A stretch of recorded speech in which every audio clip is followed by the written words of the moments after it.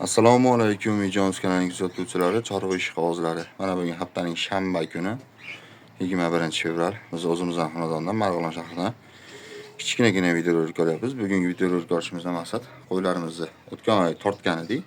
Bu oy повторный tortib ko'ramiz. Bir oyda qancha vazn qo'shdik ekan, taxminlaringni kommentariyga yozib turinglar.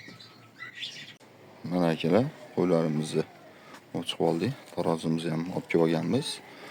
Bir oy oldin tortganimizda bu qo'yimiz 71 kilogram chiqqan edi. Bu qo'yimiz 58 kilogram chiqqan edi. Bu o'sha oyog'i og'rib qolgan, mazasi yo'q qo'yimiz.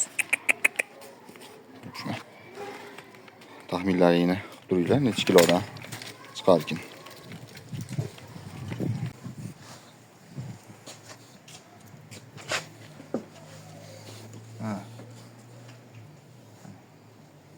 Kilosini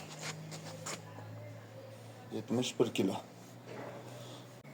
Ana 58 kilo kelgan kasal bo'lgan qo'yimiz 71 kilo keldi. Endi mana 71 kilo kelgan o'tgan safar. Buni endi tortamiz. Taxminlarda kommentariyaga yozib turinglar.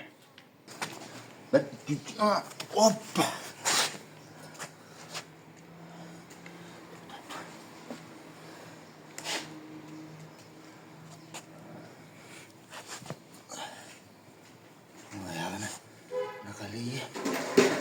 Ha. 79 kilo.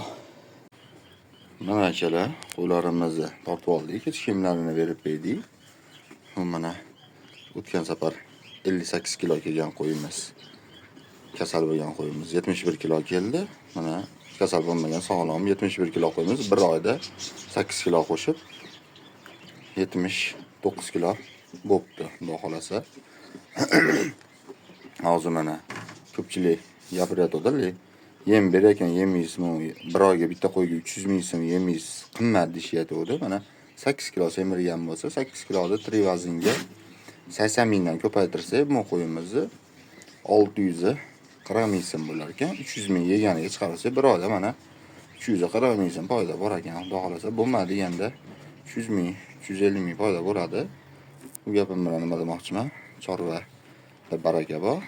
Qo'ldan kelgancha mana bizda ham joyimiz kichkinagina, 2 dona bo'lsa ham qo'y tashlab qo'yganmiz. Sizlarga ham shuni maslahat beramiz. Videolarimizda xato kamchiliklar bo'lgan bo'lsa uzr so'raymiz. Yoqqan bo'lsa videodan like tugmachasini bosib, qo'llab-quvvatlab kanalga obuna bo'lishni unutmanglar. Sog' bo'linglar, salomat bo'linglar.